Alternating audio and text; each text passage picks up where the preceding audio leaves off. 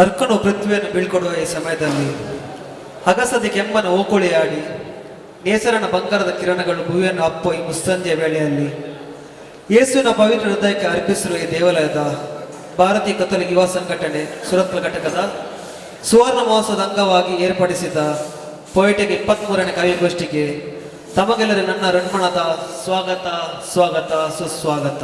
ಹೊಸ ಕವಿಗಳಿಗೆ ವೇದಿಕೆಯಾಗಿ ರಚನೆಗೊಂಡ ಪೊಯಿಟಿಕ್ ಕವಿಗೋಷ್ಠಿ ಪಂಗಡವು ಕಳೆದ 22 ವರ್ಷಗಳಿಂದ ಹೊಸ ಹೊಸ ಕವಿಗಳನ್ನು ಹೊರ ಪ್ರಪಂಚಕ್ಕೆ ಪರಿಚಯಿಸುತ್ತಿದ್ದು ಈ ಸಲ ಪ್ರಥಮ ಬಾರಿಗೆ ಕನ್ನಡ ಕವಿಗೋಷ್ಠಿ ನಡೆಸುತ್ತಿದೆ. ಈ ಕವಿಗೋಷ್ಠಿಗೆ ಬೆಂಗಳೂರು, ಗೋವಾ, ಬೆಳಗಾವಿ, ಬಾಗಲಕೋಟೆ ಮುಂತಾದ ದೂರದ ಊರುಗಳಿಂದ ಕವಿಗಳು ತಮ್ಮ ಸ್ವಂತ ಖರ್ಚಿನಿಂದ ಆಗಮಿಸಿ ಈ ಗೋಷ್ಠಿಯಲ್ಲಿ ಉತ್ಸಾಹದಿಂದ ಭಾಗವಹಿಸುತ್ತಿದ್ದಾರೆ. ಇದು ಅವರ ಕವಿತಾ ಪ್ರೇಮವನ್ನು ತೋರಿಸುತ್ತದೆ. ಈಗ ನಮ್ಮ ಕವಿಗೋಷ್ಠಿಯಲ್ಲಿ ಭಾಗವಹಿಸುವ ಎಲ್ಲ ಕವಿಗಳು, ಅತಿಥಿಗಳು ಹಾಗೂ ಯುವಕ ಸಂಘದ ಸದಸ್ಯರನ್ನು ನಮ್ಮ ಹೋಲಿ ಫ್ಯಾಮಿಲಿ ಶಾಲೆಯ ಬ್ಯಾಂಡ್ ವಾದ್ಯದೊಂದಿಗೆ ಸ್ವಾಗತಿಸಿ ವೇದಿಕೆಗೆ ಕರೆತರಬೇಕಾಗಿ ವಿನಂತಿಸಿಕೊಳ್ಳುತ್ತೇನೆ.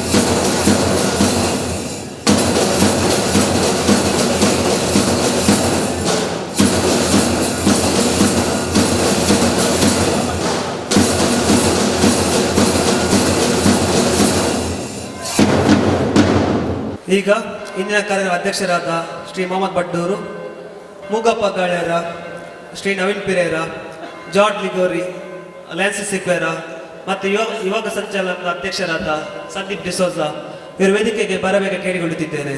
ಈಗ ಕಾರ್ಯಕ್ರಮದ ಅಧ್ಯಕ್ಷನ ವಹಿಸಿದ್ದ ಶ್ರೀ ಮೊಹಮ್ಮದ್ ಬಡ್ಡೂರು ಇವರು ಉದ್ಘಾಟನಾ ಕಾರ್ಯಕ್ರಮ ನಡೆಸಿಕೊಡಬೇಕು ಹೇಳಿಕೊಳ್ಳಿ.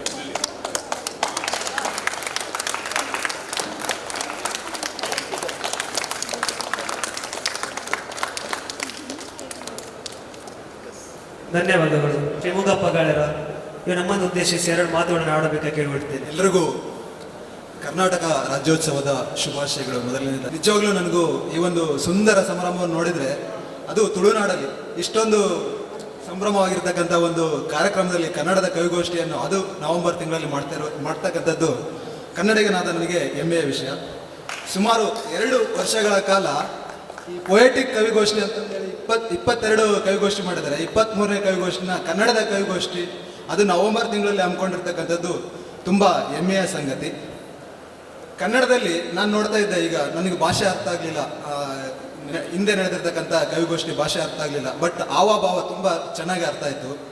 ಅದೇ ರೀತಿಯಾಗಿ ಕನ್ನಡದಲ್ಲಿರ್ತಕ್ಕಂಥ ಜರಿ, ತೊರೆ, ಸಮುದ್ರ, ಬೆಟ್ಟ, ಗುಡ್ಡ, ತುಂಬ ತುಂಬ ತುಂಬವಾದಂಥ ಸಂಪನ್ಮೂಲಗಳು, ಆಮೇಲೆ ನಮ್ಮ ಹಿರಿಯರು ಮಾಡಿರ್ತಕ್ಕಂಥ ತುಂಬ ಸ್ಮಾರಕಗಳು, ಅವುಗಳೆಲ್ಲದರ ಮೇಲೆ ಕವಿತೆಯನ್ನು ಬರಿಬಹುದು, ಸಾಹಿತ್ಯವನ್ನು ಬರಿಬಹುದು ಅಂತ ಒಂದು ಸಾಹಿತ್ಯ ಈ ತುಳುನಾಡಿನಲ್ಲಿ ಕನ್ನಡದ ಒಂದು ಕಂಪು ಬೆಳಗಲಿ, ಈ ಒಂದು ಕಾರ್ಯಕ್ರಮದ ಮೂಲಕ ಕನ್ನಡದ ಒಂದು ಇಂಪು ಹರಡಲಿ ಅಂತ ಆಶಿಸುತ್ತಾ, ಹೀಗೆ ಈ ಪೊಯಿಟಿಕ್ ಕವಿಗೋಷ್ಠಿಯಲ್ಲಿ ನೆಕ್ಸ್ಟು 23 ಆದಮೇಲೆ 24 ಆದಮೇಲೆ ನೆಕ್ಸ್ಟ್ 25 ಕನ್ನಡ, ಒಂದು ಕೊಂಕಣಿ ಆದರೆ ಇನ್ನೊಂದು ಕನ್ನಡ ಆಗಲಿ ಅಂತ ನನ್ನ ಒಂದು ಆಶಯದೊಂದಿಗೆ ಶುಭ ಹಾರೈಸುತ್ತೇನೆ. ಧನ್ಯವಾದಗಳು.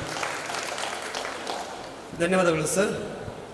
ಈಗ ನಾವು ಪೊಯಿಟಿಕ್ 22 ಮತ್ತು 23ರಲ್ಲಿ ಭಾಗವಹಿಸಿದ ಎಲ್ಲ ಕವಿಗಳಿಗೆ ನೆನಪಿನ ಕಾಣಿಕೆ ನೀಡಿ ಈ ದಿನ ಅವಿಸ್ಮರಣೆಗೊಳಿಸಬೇಕಾಗಿ ನಾನು ಶ್ರೀಯುತ ನವೀನ್ ಇವರು ಕೇಳಿಕೊಳ್ಳುತ್ತಿದ್ದೇನೆ. रेमंड सर देखो ने कवीचे नाव सांगतात की एक उडासाची काणिके घेऊन सोडटा हांव.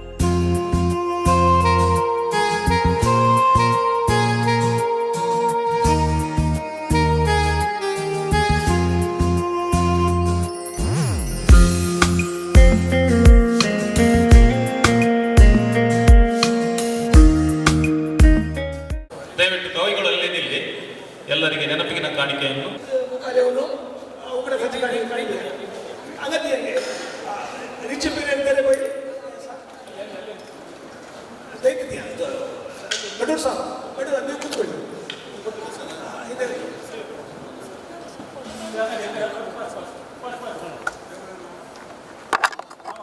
ಎಡಿ ಕಡ್ದೋಸ್ ತಕ್ಕೊಡೆ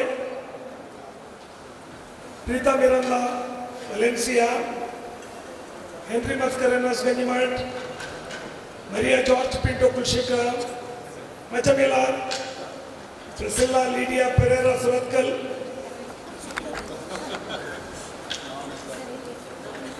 Edward Lobo Tokkottu, Yona, Ajit D'Souza Suratkal, Renicha D'Souza Katil, Ronnie Crasta, Kelroy, Juliet Moros Derebail, Lancy Sequeira Suratkal, Jeev Nitodi, Lavi Ganjimata, Stanislaus D'Souza Kire, Saish Kolkar, Goa, Joseph Pinto Kinigoli, George Nigoli D'Souza Suratkal, Navin Pereira Suratkal, Rupesh Desai Goa.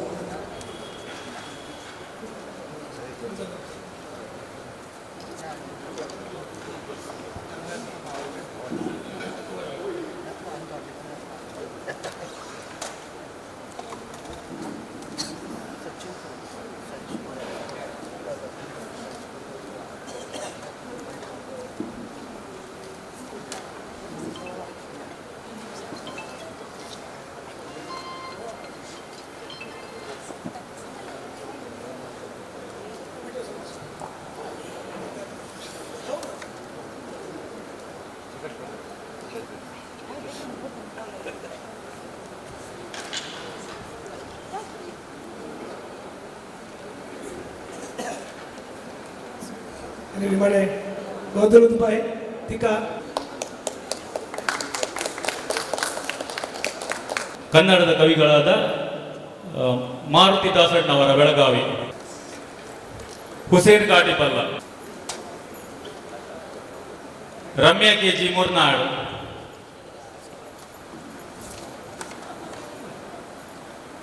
ಮುಅಜ್ಜಿಯಂ,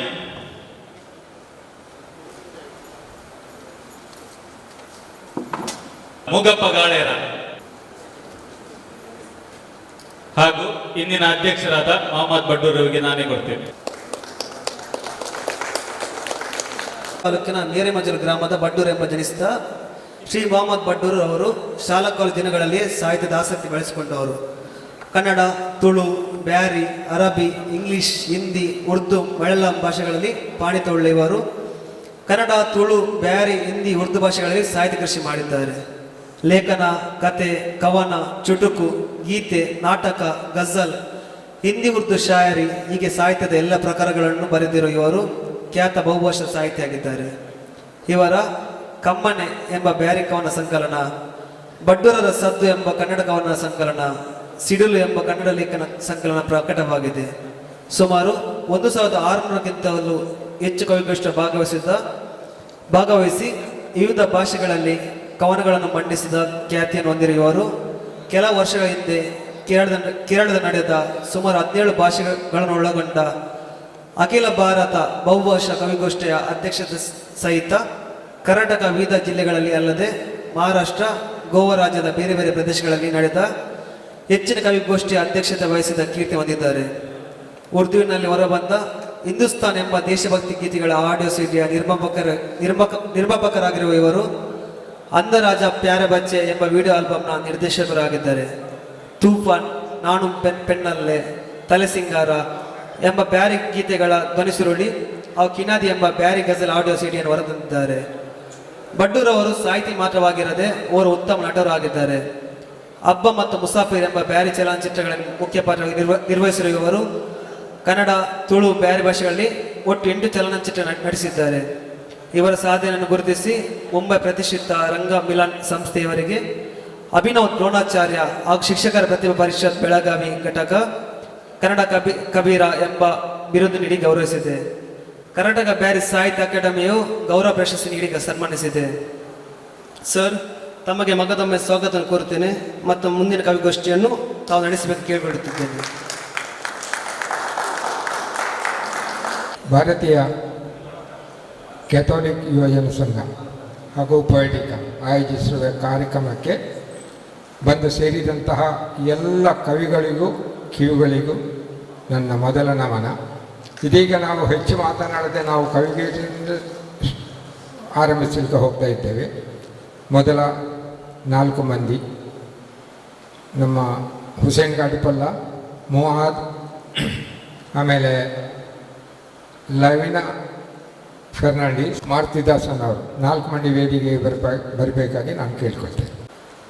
ನಮ್ಮ ದಕ್ಷಿಣ ಕನ್ನಡದಲ್ಲಿ ಅದಲ್ಲದೆ ಹಲವಾರು ಜಿಲ್ಲೆಗಳಲ್ಲಿ ಬಹಳ ಉತ್ತಮ ಸಂಯೋಜಕ, ಕವಿ, ಆಮೇಲೆ 100 ಧ್ವನಿಸುರಿಗಳ ಸರದಾರರಾದ ಹುಸೇನ್ ಕಾಟಿಪಳ್ಳ ತಮ್ಮ ಬ್ಯಾರಿ ಕಲಾವಿದರ ಒಕ್ಕೂಟದ ಅಧ್ಯಕ್ಷರು ಕೂಡ ಹೌದು. ಬಹಳ ವಿನಯವಂತ, ಬಹಳ ತಮ್ಮ ಕಾರ್ಯಕ್ರಮಗಳನ್ನು ಅಚ್ಚುಕಟ್ಟಾಗಿ ಮಾಡಿಕೊಡುವುದರಲ್ಲಿ ಎತ್ತಿದ ಕೈ, ಬಹಳ ಉತ್ತಮ ಕವಿ ಕೂಡ ಹೌದು. ಅವರು ತಮ್ಮ ಮೊದಲ ಕವನ ವಾಚನ ಮಾಡಬೇಕಂತೇಳಿ ನಾನು ಅವರನ್ನು ವಿನಯಪೂರ್ವಕವಾಗಿ ವಿನಂತಿಸಿಕೊಳ್ತೇನೆ. ಎಲ್ರಿಗೂ ನಮಸ್ಕಾರ. ಈ ಕವಿಗೋಷ್ಠಿಯ ಅಧ್ಯಕ್ಷತೆಯನ್ನು ವಹಿಸಿರುವ ಮಾನ್ಯ ಬಡ್ಲೂರವರೇ ಮತ್ತು ವೇದಿಕೆಯಲ್ಲಿರುವ ಎಲ್ಲ ಕವಿಗಳೇ ಮತ್ತು ಮುಂಬದಿಯಲ್ಲಿರುವ ಎಲ್ಲ ಕವಿ ಮಿತ್ರರೇ, ಈ ಕವನದ ಶೀರ್ಷಿಕೆ ಬುದ್ಧಿವಂತರಾರು ನನಗೆ ಅರ್ಥವೇ ಆಗಿಲ್ಲ. ಬುದ್ಧಿವಂತರಾರು ಅರ್ಥವೇ ಆಗಿಲ್ಲ, ಬುದ್ಧಿವಂತರಾರು ಅರ್ಥವೇ ಆಗಿಲ್ಲ. ಅಭಿಮಾನಿಗಳ ಸಮೂಹವೇ ಬಿಗುಮಾನಿಗಳ ಸಂಖ್ಯೆ, ಅಭಿಮಾನಿಗಳ ಸಮೂಹವೇ ಬಿಗುಮಾನಿಗಳ ಸಂಖ್ಯೆಯೇ. ಮೈಕ್ ಹಿಡಿದು ಅಪ್ಪರಿಸುವವನೇ, ಅದ ಕೇಳಿ ಕುಪ್ಪಳಿಸುವವನೇ. ಮೈಕ್ ಹಿಡಿದು ಅಬ್ಬರಿಸುವವನೇ, ಅದ ಕೇಳಿ ಕುಪ್ಪಳಿಸುವವನೇ. ಬುದ್ಧಿವಂತರಾರು ಅರ್ಥವೇ ಆಗಿಲ್ಲ, ಬುದ್ಧಿವಂತರಾರು ಅರ್ಥವೇ ಆಗಿಲ್ಲ. ಸುಳ್ಳನ್ನು ಹೇಳುವವನೇ, ಸತ್ಯವೆಂದು ನಂಬುವವನೇ. ಸುಳ್ಳನ್ನು ಹೇಳುವವನೇ, ಸತ್ಯವೆಂದು ನಂಬುವವನೇ. ಧರ್ಮದ ಗುತ್ತಿಗೆದಾರನೇ, ಧರ್ಮವನ್ನು ದ್ವೇಷಿಸುವವನೇ. ಧರ್ಮದ ಗುತ್ತಿಗೆದಾರನೇ, ಧರ್ಮವನ್ನು ದ್ವೇಷಿಸುವವನೇ. ಬುದ್ಧಿವಂತರಾರು ಅರ್ಥವೇ ಆಗಿಲ್ಲ, ಬುದ್ಧಿವಂತರು ಯಾರು ಅರ್ಥವೇ ಆಗಿಲ್ಲ. ಅನುಸರಿಸದೆ ಅರಚುವ ಪಂಡಿತನೇ, ಆ ತಾಳಕ್ಕೆ ಕುಣಿಯುವ ಪಾಮರನೇ. ಅನುಸರಿಸದೆ ಅರಚುವ ಪಂಡಿತನೇ, ಆ ತಾಳಕ್ಕೆ ಕುಣಿಯುವ ಪಾಮರನೇ. ಎಲ್ಲದರ ಲಾಭ ಪಡೆದವನೇ, ಹಿಂಬಾಲಿಸಿ ನಷ್ಟಕ್ಕೊಳಗಾದವನೇ. ಎಲ್ಲದರ ಲಾಭ ಪಡೆದವನೇ, ಹಿಂಬಾಲಿಸಿ ನಷ್ಟಕ್ಕೊಳಗಾದವನೇ. ಬುದ್ಧಿವಂತರಾರು ಅರ್ಥವೇ ಆಗಿಲ್ಲ, ಬುದ್ಧಿವಂತರು ಯಾರು ಅರ್ಥವೇ ಆಗಿಲ್ಲ. ಕೊಲ್ಲಿಸಿ ಗಾದಿ ಪಡೆದವನೇ, ಸತ್ತು ಬೀದಿ ಹೆಣವಾದವನೇ.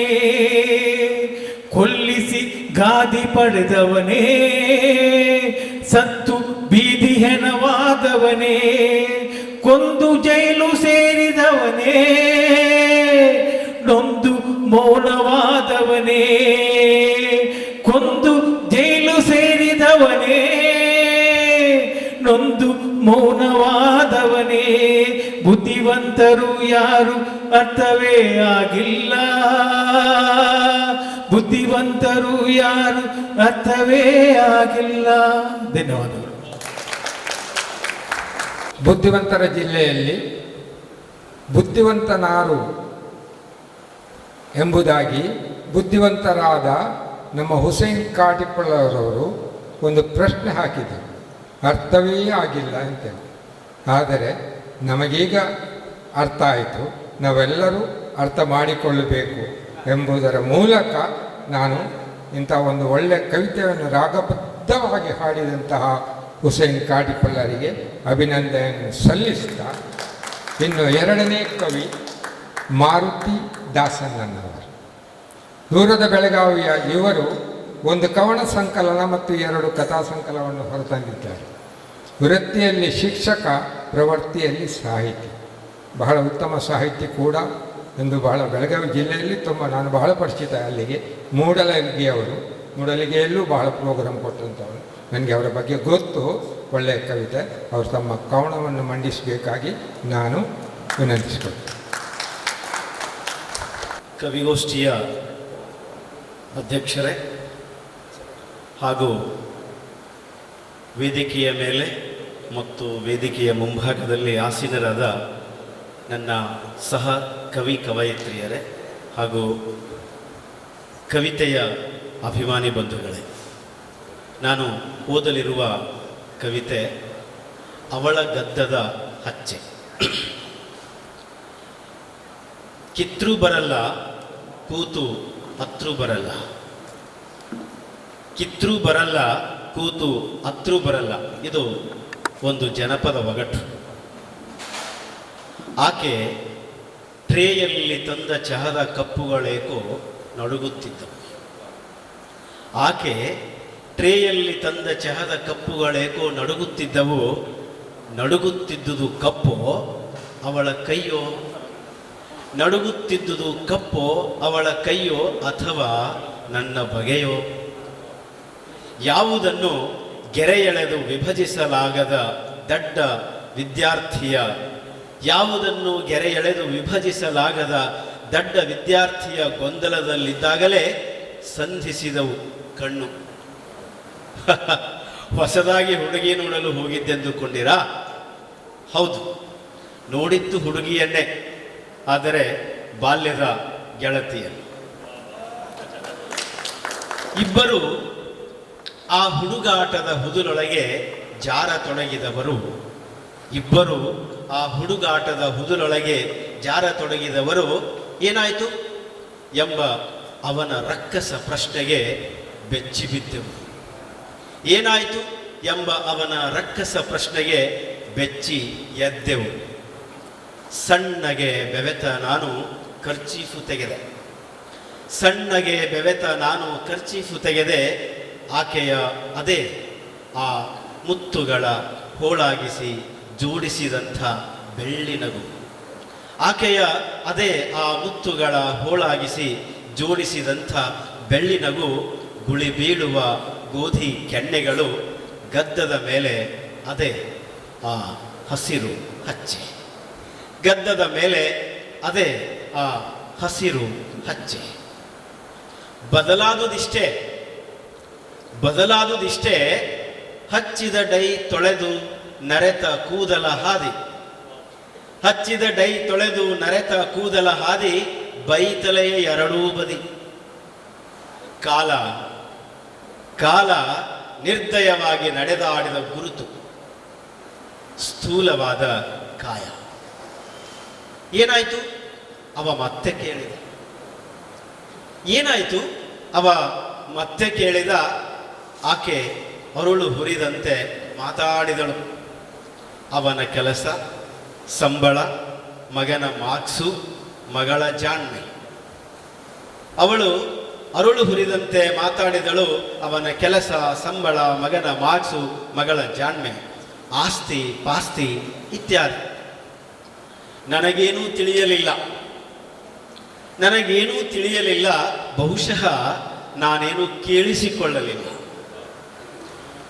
ನನ್ನ ಕಣ್ಣ ಮುಂದೆ ಅದೇ ಉಸುಕಿನ ಮನೆ, ಕೆಸರಿನ ಡ್ಯಾಮು, ಗುಬ್ಬಿ ಗೂಡು, ಹಸಿರು ಬೋರಂಗಿ. ನನ್ನ ಕಣ್ಣ ಮುಂದೆ ಅದೇ ಉಸುಕಿನ ಮನೆ, ಕೆಸರಿನ ಡ್ಯಾಮು, ಗುಬ್ಬಿ ಗೂಡು, ಹಸಿರು ಬೋರಂಗಿ. ನಮ್ಮನ್ನು ತೋಯಿಸಿ ನಗುತ್ತಿದ್ದ ಮಳೆ, ನಮ್ಮನ್ನು ತೋಯಿಸಿ ನಗುತ್ತಿದ್ದ ಮಳೆ, ಆಸರೆಯಾಗುತ್ತಿದ್ದ ಬಿದಿರು ಬೆಳೆ, ನಮ್ಮ ಹೆಸರ ಕೊರೆಯುತ್ತಿದ್ದ ಹಾಸುಗಲ್ಲು, ಇವೆ ನೆನಪಿನ ದಿಬ್ಬಣ. ನಮ್ಮ ಹೆಸರ ಕೊರೆಯುತ್ತಿದ್ದ ಹಾಸುಗಲ್ಲು, ಇವೇ ನೆನಪಿನ ದಿಬ್ಬಣ. ಇನ್ನೊಮ್ಮೆ ಬರ್ರಿ, ನನಗೆ ಆಫೀಸಿಗೆ ಟೈಮ್ ಆಯಿತು. ಇನ್ನೊಮ್ಮೆ ಬರ್ರಿ, ನನಗೆ ಆಫೀಸಿಗೆ ಟೈಮ್ ಆಯಿತು. ಅವನೆದ್ದ, ನಾ ಮತ್ತೆ ಬೆಚ್ಚಿದಂತೆದ್ದೆ. ಅವನೆದ್ದ, ನಾ ಮತ್ತೆ ಬೆಚ್ಚಿದಂತೆದ್ದೆ. ಮತ್ತಾಕೆಯ ನಗು ಹಿಂಬಾಲಿಸಿತು, ಮತ್ತಾಕೆಯ ನಗು ಹಿಂಬಾಲಿಸಿತು. ಒಮ್ಮೆ ಹಿಂದಿರುಗಿ ನೋಡಿದೆ, ಒಮ್ಮೆ ಹಿಂದಿರುಗಿ ನೋಡಿದೆ. ಅವಳ ಗದ್ದದ ಹಚ್ಚೆ ಮತ್ತಷ್ಟು ಹಚ್ಚಗಾಗಿತ್ತು, ಅವಳ ಗದ್ದದ ಹಚ್ಚೆ ಮತ್ತಷ್ಟು ಹಚ್ಚಗಾಗಿತ್ತು. ಕಣ್ಣಂಚಿನಲ್ಲಿ ಕೊಂಚ ತೇವವಿತ್ತು, ಕಣ್ಣಂಚಿನಲ್ಲಿ ಕೊಂಚ ತೇವವಿತ್ತು. ನಮಸ್ಕಾರ. ಬಹಳ ಉತ್ತಮವಾದ ಕವಿತೆಯಿಂದ ನಿಮ್ಮನ್ನೆಲ್ಲರನ್ನು ರಂಜಿಸಿದ್ದರು. ಬಹಳ ಅರ್ಥಗರ್ಭಿತವಾದ ಕವಿತೆ. ಈ ಕವಿತೆಯನ್ನು ಬಿಂಬಿಸಿದಂತಹ ಮಾರುತಿ ದಾಸಣ್ಣನವರನ್ನು ನಾನು ಅಭಿನಂದಿಸ್ತಾ, ನಮ್ಮ ಮುಂದಿನ ಕವನಕ್ಕಾಗಿ ಹಲವಾರು ಕತೆ, ಕವನ, ಕಾದಂಬರಿ, ಪ್ರಬಂಧ ನಾಡಿನ ಎಲ್ಲ ಪತ್ರಿಕೆಗಳಲ್ಲೂ, ಆಕಾಶವಾಣಿ, ದೂರದರ್ಶನದಲ್ಲೂ ಪ್ರಕಟವಾದಂತಹ ಒಬ್ಬರು ಕವಯಿತ್ರಿ ಲವಿ ಗಂಜಿಮಠ ಅಂತ ಹೆಸರಾದ ಲವೀನಾ ಫರ್ನಾಂಡಿಸ್ ಅವರು ತಮ್ಮ ಕವನವನ್ನು ಓದಬೇಕಾಗಿ ವಿನಂತಿ. ಎಲ್ಲರಿಗೂ ನಮಸ್ಕಾರ. ಕನ್ನಡದಲ್ಲಿ ಇಷ್ಟು ಹಿರಿಯ ಕವಿಗಳು ಅವರೆದುರಲ್ಲಿ ಒಂದು ಪುಟ್ಟ ಕೂಸಾಗಿ ಮೊತ್ತ ಮೊದಲ ಬಾರಿಗೆ ಒಂದು ಕನ್ನಡ ಕವಿಗೋಷ್ಠಿಯಲ್ಲಿ ನಾನು ನನ್ನ ಕವಿತೆಯನ್ನು ವಾಚಿಸ್ತಾ ಇದ್ದೇನೆ. ತಪ್ಪಾದಲ್ಲಿ ಇದನ್ನು ಒಡಲಿಗೆ ಹಾಕಿಕೊಂಡು ನನ್ನ ಈ ಕವಿತಾ ಪ್ರಯಾಣಕ್ಕೆ ತಮ್ಮ ಶುಭಾಶೀರ್ವಾದವನ್ನು ಕೋರುತ್ತಾ ನನ್ನ ಕವಿತೆಯನ್ನು ನಾನು ವಾಚಿಸ್ತಾ ಇದ್ದೇನೆ. ನನ್ನ ಕವಿತೆಯ ಹೆಸರು ಕಿಚ್ಚು ಹಚ್ಚೋಣ ಬಾ. ಈ ರಕ್ತ ಸಿಕ್ತ ನಾಡಲಿ, ಈ ರಕ್ತ ಸಿಕ್ತ ನಾಡಲಿ ತನ್ನದು ಪರರದೆಂದು ಬೇಲಿ ಹೆಣೆದು ಮಸೆದ ಕತ್ತಿಗಳ, ಬಿರಿದ ರಟ್ಟೆಗಳ ಬಂಡು ಧೈರ್ಯದಲ್ಲಿ ನಡೆದಾಡುವ ನೆಲ, ಕಿವಿಗಡರುವ ಹುಲಿ ಎಲ್ಲವೂ ಕೊಳ್ಳಿ ಹಿಡಿದು ಕರೆಯುತ್ತಿದೆ.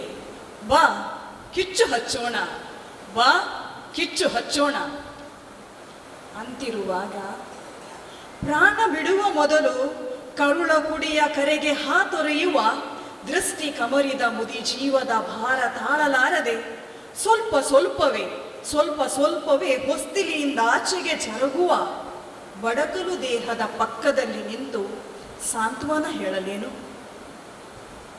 ಜಜ್ಜಿ ಹೋದ ದೇಹದಿಂದ ಜೊತೆ ಕಾಲುಗಳು ಮಾತ್ರ, ಜಜ್ಜಿ ಹೋದ ದೇಹದಿಂದ ಜೊತೆ ಕಾಲುಗಳು ಮಾತ್ರ ಹೊರ ಚಾಚಿರಲು ಗುರುತಿಸಲು ಧೈರ್ಯ ಸಾಲದೆ, ಬಿಟ್ಟು ಹೋಗಲು ಮನಸ್ಸೊಲ್ಲದೆ, ಗುರುತಿಸಲು ಧೈರ್ಯ ಸಾಲದೆ, ಬಿಟ್ಟು ಹೋಗಲು ಮನಸ್ಸೊಲ್ಲದೆ ಧೃತಿಗೆಟ್ಟು ನಿಂತಿರುವ ಮನದನ್ನೆಯ ಹೃದಯದಿಂದ ಚಿಮ್ಮುವ ಭಯಾನಕ ಬೇನೆಗೆ ಕರಳೆಗಟ್ಟಲು ಎಣ್ಣೆ ಸವರಲೇನು? ಕೆಟ್ಟ ಕಿಚ್ಚು ಹೊತ್ತಿ ಉರಿಯುತ್ತಿರಲು ಕ್ಷುದ್ರ ಮನಗಳ ಕುಟಿಲ ಆಟಕ್ಕೆ ದಾಳವಾಗಿ, ಕೆಟ್ಟ ಕಿಚ್ಚು ಹೊತ್ತಿ ಉರಿಯುತ್ತಿರಲು ಕ್ಷುದ್ರ ಮನಗಳ ಕುಟಿಲ ಆಟಕ್ಕೆ ದಾಳವಾಗಿ ತನ್ನವರ ಚಿತೆಗೆ ತಾನೇ ಸೌದೆಯನ್ನು ಹೆಕ್ಕುವ ಮಂಕು ಮತಿಗಳ ಅರೆಬೆಂದ ಆಲೋಚನೆಗಳ ಜೂಟಾಟಕ್ಕೆ ಪಣಕ್ಕಿಟ್ಟ ಯುವ ಜೀವಗಳ ಗಣತಿ ಮಾಡಿ ಸಮಾಧಿಗಟ್ಟಲೇನು? ಈ ರಕ್ತ ಸಿಕ್ತ ನಾಡಲಿ ನಡೆದಾಡುವ ನೆಲ, ಕಿವಿಗಡರುವ ಹುಲಿ ಎಲ್ಲವೂ ಕೂಗಿ ಸಾರುತ್ತಿದೆ. ಈ ರಕ್ತ ಸಿಕ್ತ ನಾಡಲಿ ನಡೆದಾಡುವ ನೆಲ, ಕಿವಿಗಡರುವ ಹುಲಿ ಎಲ್ಲವೂ ಕೂಗಿ ಸಾರುತ್ತಿದೆ. ಸಾವಿನ ಓಟ ಸಾಕಾಗಿದೆ, ಸಾವಿನ ಓಟ ಸಾಕಾಗಿದೆ, ಬದುಕಲು ನೆಲೆ ಬೇಕಾಗಿದೆ. ಅದಕ್ಕಂತಲೇ ಮನಮತಿಗಳ ಬೆಳಗುವ ಪುಟ್ಟ ದೀವಿಗೆಯೊಂದ ಅರಸಿ, ಮನಮತಿಗಳ ಬೆಳಗುವ ಪುಟ್ಟ ದೀವಿಗೆಯೊಂದ ಅರಸಿ, ಮಾನವತೆಯ ಬತ್ತಿಗೆ ಪ್ರೀತಿಯ ಎಣ್ಣೆ ಎರೆದು ಬಾಂಧವ್ಯದ ಕಿಚ್ಚು ಹಚ್ಚೋಣ ಬಾ, ಹಿಂದೆ ಹಚ್ಚೋಣ, ಹಿಂದೆ ಹಚ್ಚೋಣ. ಧನ್ಯವಾದ. ಬಾ ಕಿಚ್ಚು ಹಚ್ಚೋಣ ಎನ್ನುತ್ತಾ ಎಲ್ಲರ ಹೃದಯವನ್ನು ಕಿಚ್ಚನ್ನು ಹಚ್ಚಿದಂತಹ ಲವಿ ಫೆರ್ನಾಂಡಿಸ್ ಅವರಿಗೆ ಧನ್ಯವಾದಗಳು. ಹಾಗೂ ಮುಂದಿನ ಕವಿಯಾಗಿ ಮೂರ್ತಿ ಚಿಕ್ಕದಾದರೂ ಕೀರ್ತಿ ದೊಡ್ಡದು ಎಂಬಂತಹ ಬಹಳ ತೀಕ್ಷ್ಣ ಕವಿ ಅಂತೇಳಿ ಅವರಿಗೆ ನಾವು ಹೆಸರಿಟ್ಟಿದ್ದೀವಿ. ಇಡೀ ಹೃದಯವನ್ನೇ ಭೇದಿಸುವಂತಹ ಸಾಲುಗಳು. ಕವಿ, ಸಾಹಿತಿ, ಪತ್ರಕರ್ತ ಎಲ್ಲವೂ ಆಗಿರುವ ಮೊಹಮ್ಮದ್ ಮುಆದ್ ಅವರನ್ನು ನಾನು ಪೋಡಿಯಂಗೆ ಆಹ್ವಾನಿಸ್ತೇನೆ.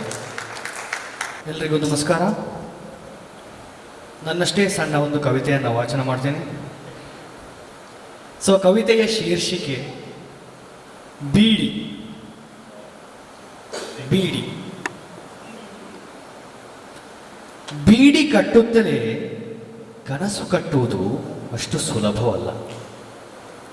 ಬೀಡಿ ಕಟ್ಟುತ್ತಲೇ ಕನಸು ಕಟ್ಟುವುದು ಅಷ್ಟು ಸುಲಭವಲ್ಲ.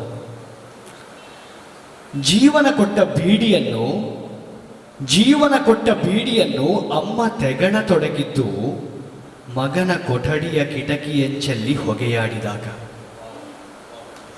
ಜೀವನ ಕೊಟ್ಟ ಬೀಡಿಯನ್ನ ಅಮ್ಮ ತೆಗಳತೊಡಗಿದ್ದು ಮಗನ ಕೊಠಡಿಯ ಕಿಟಕಿಯಂಚಲ್ಲಿ ಹೊಗೆಯಾಡಿದಾಗ. ಒಂದೊಂದು ಬೀಡಿಯನ್ನು ತುಟಿಯಂಚಲಿಟ್ಟು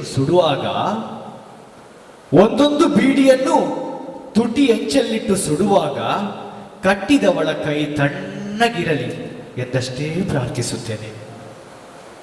ಕಟ್ಟಿದವಳ ಕೈ ತಣ್ಣಗಿರಲಿ ಎಂದಷ್ಟೇ ಪ್ರಾರ್ಥಿಸುತ್ತೇನೆ. ಪಕ್ಕದಲ್ಲೇ ಗಂಡ ಕೆಮ್ಮುತ್ತಿದ್ದರು ಬೀಡಿ ನಿಷೇಧಿಸಬೇಡಿ ಎಂಬ ಫಲಕ ಹಿಡಿದು ಮೆರವಣಿಗೆಯ ಮುಂಚೂಣಿಯಲ್ಲಿದ್ದ ಅಮ್ಮನ ಗೊಂದಲ ನನಗಿನ್ನೂ ಅರ್ಥವಾಗಿಯೇ ಇಲ್ಲ. ಪಕ್ಕದಲ್ಲೇ ಗಂಡ ಕೆಮ್ಮುತ್ತಿದ್ದರು ಬೀಡಿ ನಿಷೇಧಿಸಬೇಡಿ ಎಂಬ ಫಲಕ ಹಿಡಿದು ಮೆರವಣಿಗೆಯ ಮುಂಚೂಣಿಯಲ್ಲಿದ್ದ ಅಮ್ಮನ ಗೊಂದಲ ನನಗಿನ್ನೂ ಅರ್ಥವಾಗಿಯೇ ಇಲ್ಲ. ಎಲೆಯನ್ನು ಕತ್ತರಿಸಿ ತಂಬಾಕು ಒಳಗಿಟ್ಟು ಜೋಪಾನವಾಗಿ ಸೊರುಟಿ ಎಳೆಯುವಾಗಲೆಲ್ಲ 3 ಬಟ್ಟೆಯಲ್ಲಿ ನನ್ನನ್ನು ಕಟ್ಟಿ ಭೂಮಿಯೊಳಕ್ಕೆ ಇಳಿಸಿದ ಅನುಭವ. ನನ್ನ ಬೀಡಿಯೊಳಗೆ ಒಂದಷ್ಟು ಸೊರುಟುಗಟ್ಟಿದ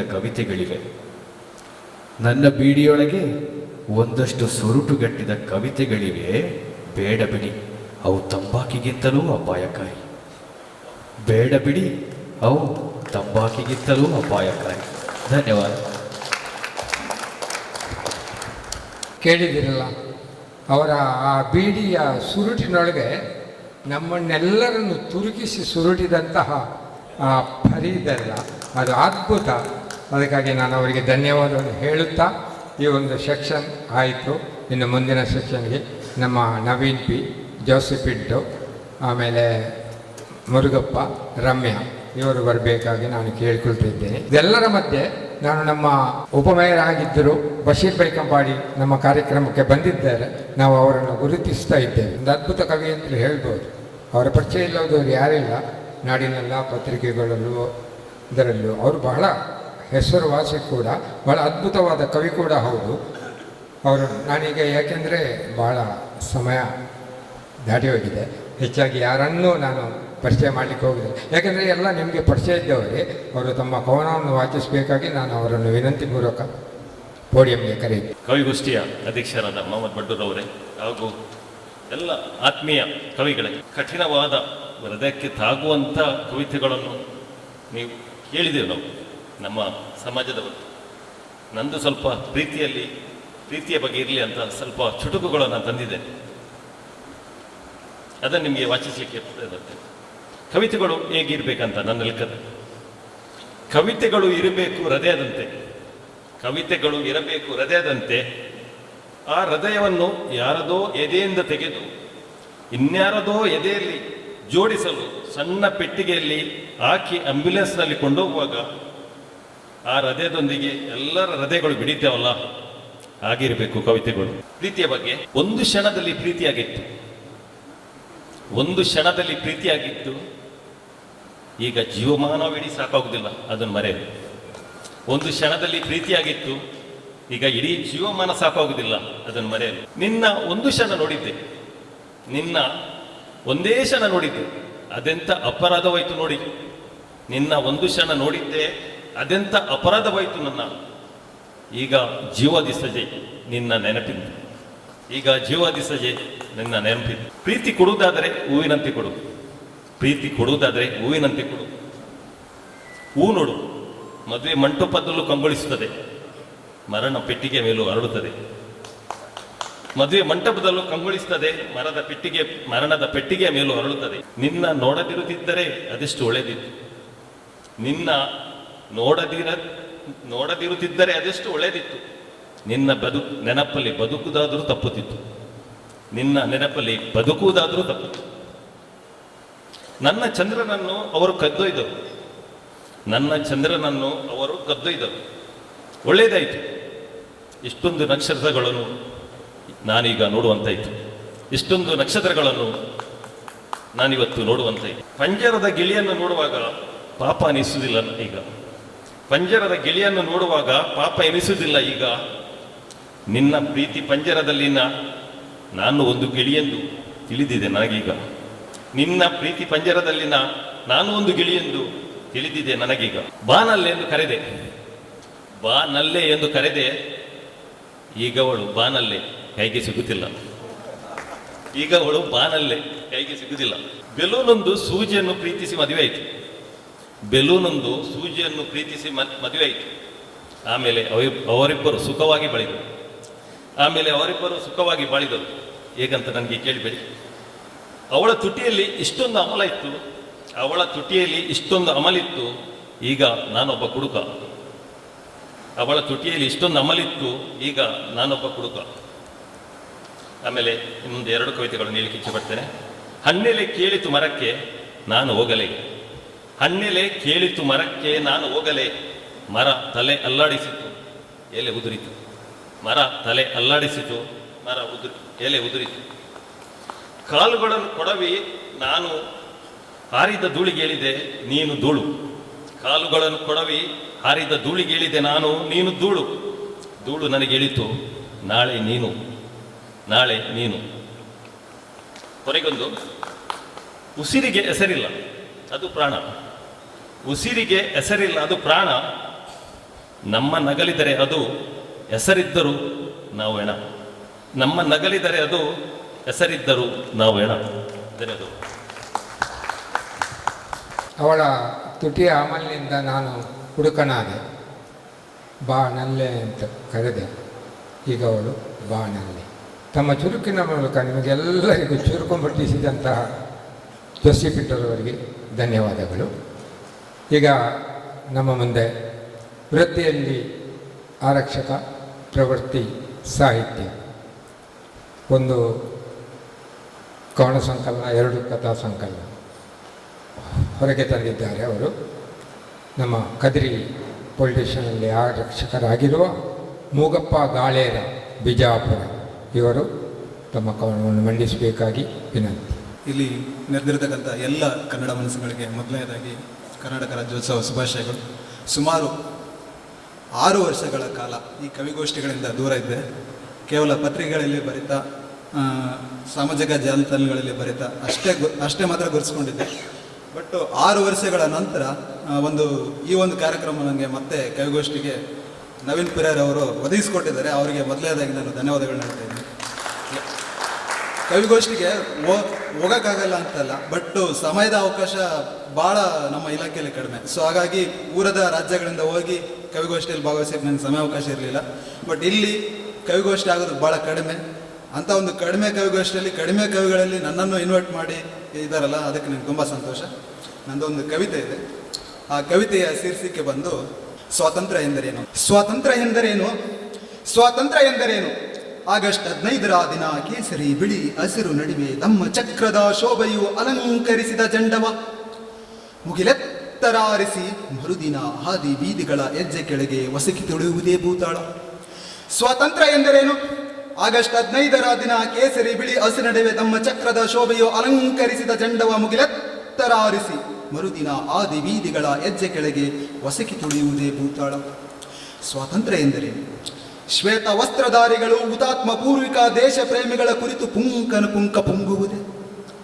ಸ್ವಾತಂತ್ರ್ಯ ಎಂದರೆ ಶ್ವೇತ ವಸ್ತ್ರಧಾರಿಗಳು ಹುತಾತ್ಮ ಪೂರ್ವಿಕ ದೇಶ ಪ್ರೇಮಿಗಳ ಕುರಿತು ಪುಂಕ ಪುಂಗುವುದೇ. ಭಾಷಣಗಳ ಪುಂಗಿ ಊದಿ ಮರುದಿನ ದೇಶಿಗರ ಕೊಳ್ಳೆ ಹೊಡೆಯುವುದೇ. ಸ್ವಾತಂತ್ರ್ಯ ಎಂದರೆ ಯಾರಿಗಿದೆ ಈ ಸ್ವಾತಂತ್ರ್ಯ? ಯಾರಿಗಿದೆ ಈ ಸ್ವಾತಂತ್ರ್ಯ? ಅನ್ನ ಬೆಳೆಯುವ ಬೆವರ ಕಾಯಕದ ನೇಗಿಲ ಯೋಗಿಗಿದೆಯೇ? ಅನ್ನ ಬೆಳೆಯುವ ಬೆವರ ಕಾಯಕದ ನೇಗಿಲ ಯೋಗಿಗಿದೆಯೇ? ದೇಶ ಕಾಯುವ ಸೈನಿಕನಿಗಿದೆಯೇ?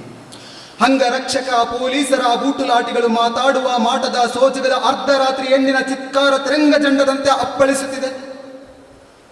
ಹಸಿದ ಹಂದಿ ನಾಯಿಗಳು, ಹಸಿದ ಮಕ್ಕಳು ಅನ್ನಕ್ಕಾಗಿ ಶ್ರೀಮಂತರು ಬೀಸಾಡಿದ ಎಂಜಲನ್ನಕ್ಕೆ ಬೀದಿ ತೊಟ್ಟಿಗಳಲ್ಲಿ ಕಾದಾಡುವ ಚಿಂದಿ ಚಿತ್ರಗಳು ತುಂಬಿವೆ ಇಲ್ಲಿ. ಸ್ವಾತಂತ್ರ್ಯ ಯಾರಿಗಿದೆ? ಹಳೆ ಬಟ್ಟೆ ತಂಗಳನ್ನಕ್ಕೆ ಅಮ್ಮ ಅಪ್ಪ ಎಂದು ಉಳ್ಳವರ ಮನೆಗಳೆದುರು ಕೈ ಚಾಚಿ ನಿಲ್ಲುವ ಭಿಕ್ಷೆ ಬೇಡುವ ಭಿಕ್ಷಕನಿಗಿದೆಯೇ? ಬೆನ್ನ ಭಾರವ ಏರಿ ಖಾಸಗಿ ಶಿಕ್ಷಣದ ಅಂಗಡಿಯ ತೆರೆದು ಅಕ್ಷರಗಳ ಮಾರುವ ಮಾರುಕಟ್ಟೆಯಲ್ಲಿ ಶಾಲೆಗೆ ಹೋಗುವ ಮಗುವಿಗೂ ಪೋಷಕರಿಗೂ ಇದೇ ಈ ಸ್ವಾತಂತ್ರ್ಯದ ಆಲೋಗರ. ಮತವನ್ನು ದಾನ ಮಾಡುವ ಮತದಾನಕ್ಕೆ ಹೊರತಾಗಿ ಮತ ಕೊಳ್ಳುವ ಮತ ಮಾರುವ ವ್ಯಾಪಾರದ ನಡುವೆ ಪ್ರಜಾಪ್ರಭುತ್ವದ ಈ ದೇಶದ ಪ್ರಜೆಗಿದೆಯೇ ಸ್ವಾತಂತ್ರ್ಯ? ಯಾರಿಗಿದೆ ಇಲ್ಲಿ ಸ್ವಾತಂತ್ರ್ಯ? ಯಾರಿಗಿದೆ ಇಲ್ಲಿ ಸ್ವಾತಂತ್ರ್ಯ?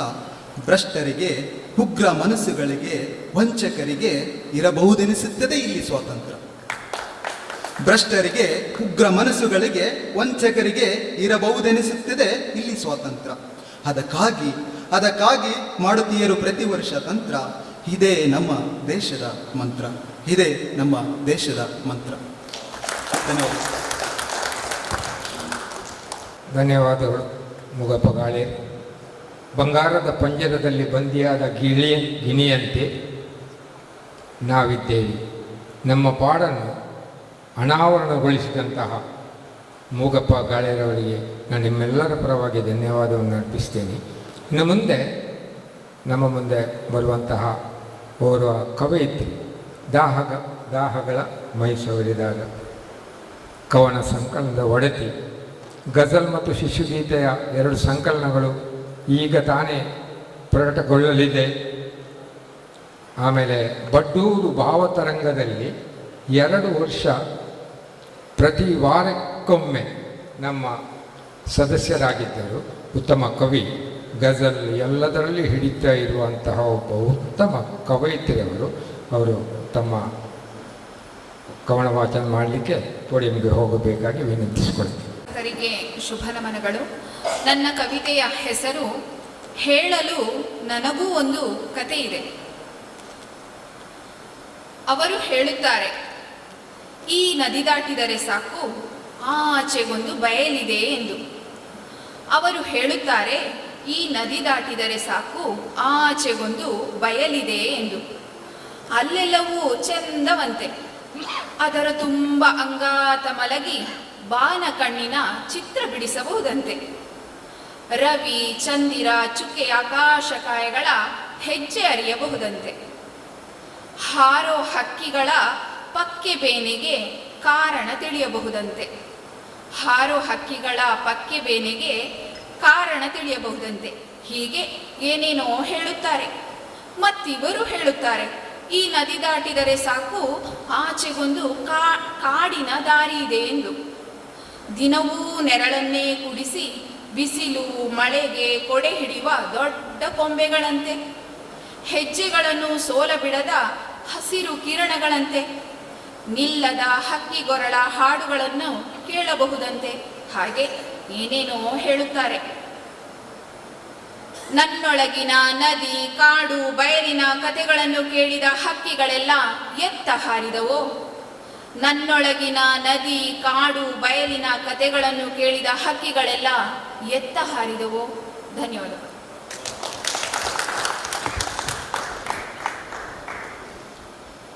ನನ್ನೊಳಗಿನ ನದಿ, ಕಾಡು, ಬಯಲಿನ ಕತೆ ಕೇಳಿದ ಹಕ್ಕಿಗಳೆಲ್ಲ ಎತ್ತ ಹಾರಿದವು. ಮೈ ಜುಮ್ಮೆನಿಸುವ ಕೊನೆಯ ಸಾಲು ಎಂದೂ ನನ್ನ ನೆನಪಿನಲ್ಲಿರುತ್ತದೆ.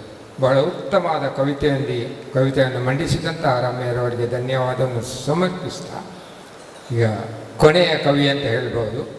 ನಮ್ಮ ಆರ್ಗನೈಸರಲ್ಲಿ ಒಬ್ಬ ಬಹಳ ಉತ್ತಮ ಕವಿ, ಸ್ನೇಹಜೀವಿ, ಬಹಳ ಚೆನ್ನಾಗಿ, ಇದಕ್ಕೆ ಮೊದಲು ನಾವು ಒಂದಾಗಿದ್ದೇವೆ, ಬಹಳ ಉತ್ತಮ ಕವಿತೆಯನ್ನು ಅವರು ಹೇಳ್ತಾರೆ. ಕನ್ನಡ, ತುಳು, ಕೊಂಕಣಿ, ಹಿಂದಿಯಲ್ಲಿ ಬರೆಯುವಂತಹ ಶಕ್ತಿ ಇಟ್ಟುಕೊಂಡಂತಹ ಬಹುಭಾಷಾ ಕವಿ ಅವರು. ತಮ್ಮ ಕೋಣಕ್ಕಾಗಿ ಪೋಡಿಯಂ ಹೋಗಬೇಕಂತೇಳಿ ವಿನಂತಿ.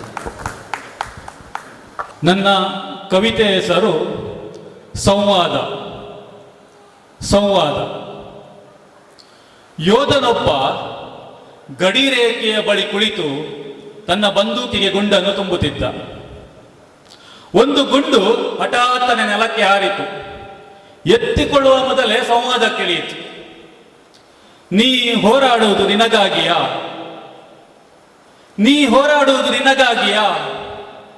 ಗುಂಡು ಕೇಳಿತು. ಯೋಧ ಉತ್ತರಿಸಿದ, ಇಲ್ಲ, ನಾ ಹೋರಾಡುವುದು ನಮ್ಮವರ ಮತ್ತು ನಮ್ಮ ತಾಯಿ ನೆಲದ ರಕ್ಷಣೆಗಾಗಿ.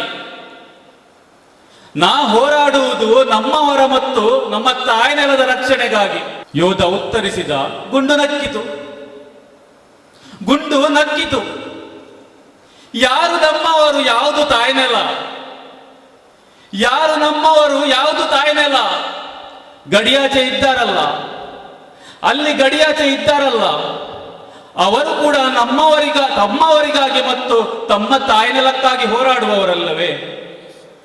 ಅವರು ಕೂಡ ರಕ್ತ ಮಾಂಸದ ನರಮಾನವರಲ್ಲವೇ? ನೀವು ನಮ್ಮವರು ಮತ್ತು ನಮ್ಮ ತಾಯ್ನೆಲ ಎಂದು ಮಾನವರ ಮತ್ತು ಮಾನವೀಯತೆಯ ಕೊಲೆ ಮಾಡುತ್ತಿದ್ದೀರಿ. ಯಾಕೆ ಇಡೀ ಪ್ರಪಂಚವನ್ನು ನಮ್ಮ ತಾಯ್ನೆಲ ಎಂದು ಯಾಕೆ ಅಂದ್ಕೋಬಾರ್ದು? ಗುಂಡಿನ ಮಾತುಗಳು ಗುಂಡಿನಂತೆ ಸಿಡಿದವು. ಆದರೆ ಯೋಧನ ಬಳಿ ಇದಕ್ಕೆ ಉತ್ತರವಿತ್ತು. ನಿಮ್ಮ ಮಾತನ್ನು ನಾನೇನಾದರೂ ಕೇಳಬಹುದು, ಆದರೆ ಗಡಿಯಾಚೆ ಇದ್ದಾರಲ್ಲ, ಅವರು ಯುದ್ಧ ಮಾಡ್ತಾರಲ್ಲ, ಅವರಿಗೆ ಹೇಳುವವರು ಯಾರು? ನಿಮ್ಮ ಮಾತನ್ನು ನಾನೇನಾದ್ರೂ ಕೇಳಬಹುದು, ಗಡಿಯಾಚೆ ಇದ್ದಾರಲ್ಲ, ಅವರಿಗೆ ಹೇಳುವವರು ಯಾರು? ಯೋಧ ಉತ್ತರಿಸಿದ. ಗುಂಡು ಪುನಃ ನಕ್ಕಿತು. ಒಂದು ವೇಳೆ ಅನ್ಯ ಗ್ರಹದವರು ನಿಮ್ಮ ಮೇಲೆ ದಾಳಿ ಮಾಡಿದರೆ ಆಗಲೂ ನೀವು ಒಂದಾಗಲಾರಿರೇನು? ಒಂದು ವೇಳೆ ಅನ್ಯ ಗ್ರಹದವರು ನಿಮ್ಮ ಮೇಲೆ ದಾಳಿ ಮಾಡಿದರೆ ಆಗಲೂ ನೀವು ಒಂದಾಗಲಾರಿರೇನು? ಗುಂಡಿನ ಪ್ರಶ್ನೆಗೆ ಯೋಧನ ಬಳಿ ಈಗ ಉತ್ತರ ಇರಲಿಲ್ಲ. ಆತ ಆ ಗುಂಡನ್ನು ಅಲ್ಲೇ ಬಿಟ್ಟು ಮುನ್ನಡೆದ. ಗುಂಡಿನ ಪ್ರಶ್ನೆಗೆ ಯೋಧನ ಬಳಿ ಉತ್ತರ ಇರಲಿಲ್ಲ. ಆತ ಆ ಗುಂಡನ್ನು ಅಲ್ಲೇ ಬಿಟ್ಟು ಮುನ್ನಡೆದ. ಧನ್ಯವಾದ. ಒಂದೊಮ್ಮೆ ಅನ್ಯ ಗ್ರಹದವರು ನಿಮ್ಮ ಮೇಲೆ ದಾಳಿ ಮಾಡಿದರೆ ಆಗಲೂ ನೀವು ಒಂದಾಗಲಾರಿದೆ ಎಂಬ ಪ್ರಶ್ನೆ ಬಹಳ ಮಾರ್ಮಿಕವಾಗಿದೆ, ಯೋಚಿಸುವಂತಹ ವಿಷಯ. ಅಂತಹ ಉತ್ತಮ ಕವಿತೆಯನ್ನು ಕೊಟ್ಟಂತಹ ನವೀನ್ ಪ್ರೇರರವರಿಗೆ ನಾನು ಧನ್ಯವಾದವನ್ನು ಹೇಳುತ್ತಾ, ಇನ್ನು ಮುಂದೆ ನನ್ನದೇ ಸರದಿ ಅಂತೇಳಿ ಕಾಣ್ತದೆ. ನಾನು ನನ್ನ ಸರದಿಗಾಗಿ ನಾನೇ ಕೋಳಿಗೆ ಹೋಗ್ತೇನೆ, ನೀವು ಯಾರು ನನ್ನನ್ನು ಆಹ್ವಾನಿಸಬೇಕು. ಅಲ್ಹಮ್ದುಲಿಲ್ಲಾಹಿ ರಬ್ಬಿಲ್ ಆಲಮೀನ್ ಅಂದರೆ ನಮ್ಮೆಲ್ಲರನ್ನು ಸೃಷ್ಟಿಸಿದಂತಹ ಆ ಸೃಷ್ಟಿಕರ್ತನಿಗೆ ಮೊದಲು ವಂದಿಸುತ್ತ, ಇದೊಂದು ಚರ್ಚಿನ ಸ್ಥಳ, ಒಳ್ಳೆಯ ಸಮಯ, ಉತ್ತಮ ಕವಿಗಳಿಂದ ಬಂದಂತಹ ಕಾವ್ಯ. ಕೊಂಕಣಿ ಕವನವನ್ನೇ ನಾನು ಕೇಳಲಿಕ್ಕೆ ಬಂದಿದ್ದೆ. ಅದರಲ್ಲೂ ಬಹಳ ಉತ್ತಮ ಕವಿಗಳಿವೆ. ಕನ್ನಡ ಕವಿಗಳಂತೂ ಒರಿಯರ್ದು ಅಸಲ, ಒಬ್ಬರಿಗಿಂತ ಒಬ್ಬರಷ್ಟು. ಚುಟುಕುಗಳು, ಕವಿತೆಗಳು ಎಲ್ಲ ಬಹಳ ಚೆನ್ನಾಗಿ ಬಂತು, ಬಹಳ ಕೃಷಿ ಮಾಡಿದಂಥವು. ಆದರೂ ನಂದು ಒಂದು ಎರಡು ಕಿವಿಮ, ಈ ಸಾಹಿತ್ಯ ಎಂಬುದು ದೊಡ್ಡ ಕಡಲು. ಇದರಲ್ಲಿ ಈಜು ಕಲಿಯದೆ ಇಳಿಯಲೇಬಾರದು. ಯಾಕೆಂದರೆ ಇದರಲ್ಲಿ ಮುಳುಗಿದವರು ಹೆಚ್ಚು, ಈಜಿ ದಡ ಸೇರಿದವರು ಬಹಳ ಕಡಿಮೆ. ನಮ್ಮ ಸಾಹಿತ್ಯಕ್ಕೆ ನಾವು ಇಳಿಯುವಂತಹ ಉದ್ದೇಶವೇನು? ಸಾಹಿತಿಗಳಾದ ನಮ್ಮ ಕರ್ತವ್ಯವೇನು? ಯಾರನ್ನೂ ಹೊಗಳಲಿಕ್ಕೆ ನಾವು ಬಟ್ಟಂಗಿಗಳೂ ಅಲ್ಲ, ಅಥವಾ ಯಾರನ್ನೂ ನಿಂದಿಸಲಿಕ್ಕೆ ನಾವು ನಿಂದಕರೂ ಅಲ್ಲ, ಅಥವಾ ನಿಮಗೆಲ್ಲ ಬೋಧಿಸಲು ನಾವು ಪ್ರವಾದಿಗಳೂ ಅಲ್ಲ. ಏನಿದ್ದರೂ ಸತ್ಯವನ್ನು ಹುಡುಕುವವರು. ಸತ್ಯ ಯಾವುದು?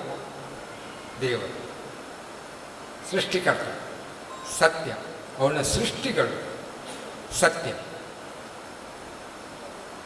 ಇಲ್ಲಿ ಮಾನವರಾಗಿ ನಾವು ಜೀವಿಸುವುದು, ಅಂತಹ ಒಂದು ಜೀವನ ನಮಗೆ ಇದೆಯಾ ಅಂತೇಳಿ ನಾವು ನಮ್ಮನ್ನೇ ಪ್ರಶ್ನೆ ಮಾಡುವಂತಹ ಇಂಥ ಕಾಲದಲ್ಲಿ ಕವಿಗಳು ಪ್ರಶಸ್ತಿ ಆಗಲಿ ಪ್ರಚಾರಕ್ಕಾಗಲಿ ಕಿವಿ ಕೊಡದೆ ಈ ಸಮಾಜವನ್ನು ತಿದ್ದುವಂತಹ ಕೆಲಸ ಮಾಡುವುದು ನಮ್ಮ ಕರ್ತವ್ಯವಾಗಿದೆ. ಯಾಕಂದರೆ ನಾವೆಲ್ಲ ನೆನೆಸಿದ್ದೀವಿ, ಬೇರೆ ಬೇರೆ ಮತದವರು, ನಾವು ಬೇರೆ ಇಲ್ಲ, ನಾವು ಮಾನವರು. ಯಾವನೇ ಒಬ್ಬ ಮಾನವನಾಗದಿದ್ದರೆ ಅವ ಹಿಂದೂ ಆಗಲಿಕ್ಕಿಲ್ಲ, ಅವ ಮುಸ್ಲಿಮನು ಆಗುವುದಿಲ್ಲ, ಅವ ಕ್ರಿಶ್ಚಿಯನ್ ಕೂಡ ಆಗುವುದಿಲ್ಲ. ನಾವು ಹಿಂದೂ ಆಗಬೇಕಾದ್ರೆ ಮುಸ್ಲಿಮನಾಗುತ್ತಾರೆ, ಅಥವಾ ಕ್ರಿಶ್ಚಿಯನ್ ಆಗಬೇಕಾದ್ರೆ ಇನ್ನೊಂದು ಆಗಬೇಕಾದ್ರೆ ಮೊದಲು ನಾವು ಮಾನವರಾಗಬೇಕು. ಯಾವ ಧರ್ಮ ಗ್ರಂಥವು ಬೇಡದನ್ನು ಬೋಧಿಸದೇ ಇದೆ. ನಾನೊಂದು ವಿಷಯ ಹೇಳ್ತೇನೆ, ಹಿಂದೂ ಅವನ ಧರ್ಮಗ್ರಂಥವನ್ನು ಓದಿ ಮತ್ತೊಂದು ಧರ್ಮವನ್ನು ಅರ್ಥ ಮಾಡಿಕೊಳ್ಳಿ. ಯಾವಾಗ ಅವನ ಧರ್ಮಗ್ರಂಥವನ್ನೇ ಓದುವುದಿಲ್ವೋ ಮತ್ತದನ್ನು ಹೇಗೆ ಅವನಿಗೆ ಅರ್ಥ ಮಾಡಿಕೊಳ್ಳಿಕ್ಕೆ ಸಾಧ್ಯ ಆಗ್ತದೆ? ಕ್ರಿಶ್ಚಿಯನ್ ಬೈಬಲನ್ನು ಓದಿ ಮತ್ತೆ ಉಳಿದ ಧರ್ಮಗಳು ಅವನಿಗೆ ಆಗ್ತದೆ. ಮುಸಲ್ಮಾನ್ ಖುರಾನನ್ನು ಓದಿ ಏನು ಹೇಳ್ತದೆ? ವೇದ ಹೇಳ್ತದೆ, ತೃಣಮಪಿ ನಾಚಲತಿ ಅಂತ. ದೇವರ ಅಪ್ಪಣೆ ಇಲ್ಲದೆ ಒಂದು ಹುಲ್ಲು ಕೂಡ ಅಲ್ಲಾಡುವುದಿಲ್ಲ ಅಲ್ವಾ? ಅಲ್ಲಿಂದ ನಾವು ಬೈಬಲ್ಗೆ ಬಂದರೆ ಅಲ್ಲಿ the blade of grass is not shaking without concern of God. ಅಲ್ಲಿಂದ ನಾವು ಖುರಾನ್ಗೆ ಬಂದರೆ ಇದ ಆರಾದ ಶೇಯನ್ ಯಕೂಲಲ್ಲಿ ಹುಕುಂಪು. ಮೂರರ ಅರ್ಥ ಒಂದೇ, ಆ ಸೃಷ್ಟಿಕರ್ತ ಇಚ್ಛಿಸದೆ ಏನನ್ನು ಮಾಡಲಿಕ್ಕೆ ನಮ್ಮಿಂದ ಸಾಧ್ಯ ಇಲ್ಲ. ನಮಗೆ ಅವನ ಮೇಲೆ ಪ್ರೀತಿ ಇದ್ದರೆ ಅವನ ಸೃಷ್ಟಿಗಳ ಮೇಲೆ ನಾವು ಪ್ರೀತಿ ಇಟ್ಕೊಂಡು ಬದುಕುವಂತಹ ಮಾನವೀಯತೆ ನಮ್ಮಲ್ಲಿ ಇಲ್ಲದಿದ್ದರೆ ನಾವು ಏನೂ ಆಗಲಿಕ್ಕೆ ಸಾಧ್ಯ. ಕವಿಗಳಿಗೆ ಇನ್ನೊಂದು ಕಿವಿ ಮಾಡಿ, ನೀವು ಇನ್ನಷ್ಟು ಕವನಗಳನ್ನು ಅದನ್ನೆಲ್ಲ ಸ್ಟಡಿ ಮಾಡಿ, ಕೊಂಕಣಿ ಕವಿಗಳನ್ನು ಕೇಳಿ ಅದನ್ನು ಓದಿ.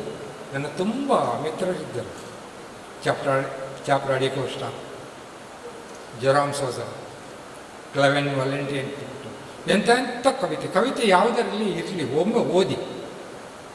ನಿಮಗೆ ಅದು ಹಿಡಿಸಿದರೆ ಮತ್ತೆ ಓದಿ, ಯಾಕೆಂದರೆ ನಿಮ್ಮಲ್ಲಿ ಬೆಳವಣಿಗೆ ತರ್ತದೆ.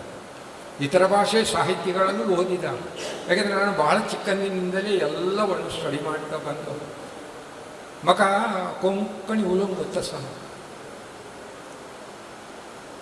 एक मापलो मग होतं सर, पण मग ಕೊಂಕಣ ಉಳುಂಗ್ ಗೊತ್ತ ಸರ್. ನಾನು ಎಷ್ಟೋ ಹಾಡುಗಳನ್ನು ಹಾಡಿದ್ದೆ. ಏ ಓಣಿಯೇ ಗುಂಡೌನ್ ದೊಳೆ ತುಜೆ ದೇರ ಪೊಳೆ ಸಂಜೆ ಚೌಳ್ತು ಉತ್ರಂಗ್ ಗೆಲೋ ಸುರಿಯತ ಗರಿಯ ತುಲಿಪುಣು ಗೆಲೋ ಅದು ಸಂಜೆ ಇದೆಲ್ಲ ನಾವು ಅದನ್ನು ಅಭ್ಯಾಸ ಮಾಡಿದ್ದೀವಿ ಎಲ್ಲವನ್ನು. ಕ್ಲೆವೆನ್ ವಾಲೆಂಟಿಯನ್ ಪಿಂಟೋ ಒಂದು ಹಾಡು ಬರೆದಿದ್ದಾರೆ. ದೊಳೆ ಮುಳಾಂತ್ಲಿ ಮುಜೀದುಕ ಪೊಳುಂಕುಣ್ಣ ಸಂಸಾರಂತ್ಲಿ ಸುಖ बावून गेली तंबडी फुलां कसो जियो हाव्या भुंयच्या तळा. ಯಾಕೆ ನಮಗೆ ಅದರಲ್ಲಿ ಏನು ದ್ವೇಷ ಇಲ್ಲ, ನಾವು ಒಂದಾಗಿ ಬದುಕುವ ಕವಿಗಳೆಲ್ಲರೂ ಅದಕ್ಕೆ ಪ್ರಯತ್ನಿಸಬೇಕು. ನೀವೆಲ್ಲ ಉತ್ತಮ ಕವನಗಳನ್ನು ಚುಟುಕುಗಳನ್ನು ಹೇಳಿದ್ದೀರಿ. ಸಾಹಿತ್ಯದ ಅತ್ಯಂತ ಶ್ರೇಷ್ಠ ಪ್ರಕಾರ, ಅತ್ಯಂತ ಕ್ಲಿಷ್ಟ ಪ್ರಕಾರವಾದ ಒಂದು ಕನ್ನಡ ಗಜಲ್ನೊಂದಿಗೆ ನಾನು ನನ್ನ ಕವಿತೆಯನ್ನು ಆರಂಭಿಸ್ತೇನೆ. ಹೆಚ್ಚಿನವರಿಗೆ ಗಜಲ್ನ ಬಗ್ಗೆ ಎಲ್ಲ ಗೊತ್ತಿರಬಹುದು. ಗಜಲ್ ಏನು ನಾನು ಇಲ್ಲಿ ಹೇಳ್ತೇನೆ ಅದಲ್ಲ, ಅದು ನನ್ನ ಧ್ವನಿ, ಅದಕ್ಕೊಂದು ಧ್ವನಿ ಇದೆ. ಈಗ ಮೊದಲ ಸಾಲಿನಲ್ಲಿ ಕಡಲು, ಗಾಳಿ, ತೆರೆ, ನೊರೆ ಪಾಪ ನಮ್ಮ ಗೋವಾದವರಿಗೆ ಗೊತ್ತಾಗಲಿಕ್ಕೆ ಇಲ್ಲ. ಸರಿ madam please, there are 4 signs. C, at, tight and foam.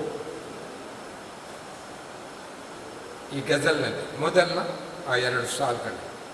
Ghazal ಹೇಳಲಿಕ್ಕೆ ಕೂಡ, ಅದನ್ನು ಪ್ರೆಸೆಂಟ್ ಮಾಡಲಿಕ್ಕೆ ಕೂಡ ಒಂದು ರೀತಿ, ಅದು ಸಾಧ್ಯ ಇಲ್ಲದಿದ್ದರೆ ಸ್ವಲ್ಪ ಚೆನ್ನಾಗಿ ಕಲಿಯಲಿಕ್ಕೆ ಪ್ರಯತ್ನ ಮಾಡಬೇಕು. ಹೆಚ್ಚೆಚ್ಚು ಗಜಲ್ಗಳನ್ನು ನೀವು ಬರೆಯಲಿಕ್ಕೆ ಪ್ರಯತ್ನ ಮಾಡಿ.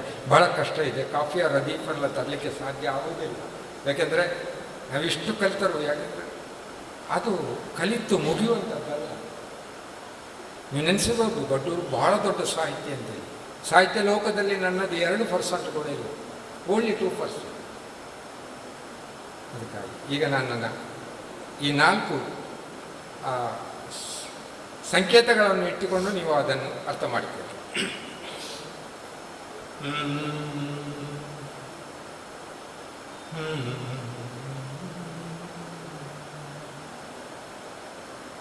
ಕಡಲಿನ ನೀರು, ಕಡಲಿನ ನೀರು,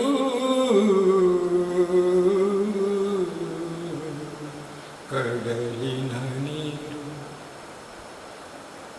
ಕಡಲಿನ ನೀರು ಗಾಳಿಯ ಹೊಡೆತಕ್ಕೆ, ಕಡಲಿನ ನೀರು ಗಾಳಿಯ ಹೊಡೆತಕ್ಕೆ ಅಲುಗುತ್ತ ಅಲುಗುತ್ತ ಅಲುಗುತ್ತ ಅಲುಗುತ್ತ ತೆರೆಯಾಯಿತು. ಕಡಲಿನ ನೀರು ಗಾಳಿಯ ಹೊಡೆತಕ್ಕೆ ಅಲುಗುತ್ತ ಅಲುಗುತ್ತ ತೆರೆಯಾಯಿತು. ಅಬ್ಬರದಿಂದ ನರ್ತಿಸಿ ಅಲೆಗಳು, ಅಬ್ಬರದಿಂದ ನರ್ತಿಸಿ ಅಲೆಗಳು ಬಡಿಯುತ್ತ ದಡಕ್ಕೆ, ಬಡಿಯುತ್ತ ದಡಕ್ಕೆ ನೊರೆಯಾಯಿತು. ಕಡಲಿನ ನೀರು ಅಲುಗುತ್ತ ಅಲುಗುತ್ತ, ಕಡಲಿನ ನೀರು ಅಲುಗುತ್ತ ಅಲುಗುತ್ತ ಗಾಳಿಯ ಹೊಡೆತಕ್ಕೆ ತೆರೆಯಾಯಿತು. ಅಬ್ಬರದಿಂದ ನರ್ತಿಸಿ ಅಲೆಗಳು ಬಡಿಯುತ್ತ ದಡಕ್ಕೆ ನೊರೆಯಾಯಿತು. ಇನ್ನು ಮುಂದಿನ ಸಂಕೇತಗಳನ್ನು ನೀವು ಅರ್ಥ ಮಾಡಿಕೊಳ್ಳಿ. ಬದುಕಲು ನೆಮ್ಮದಿ ಸುಖ ಬೇಕಾದರೆ, ಬದುಕಲು ನೆಮ್ಮದಿ,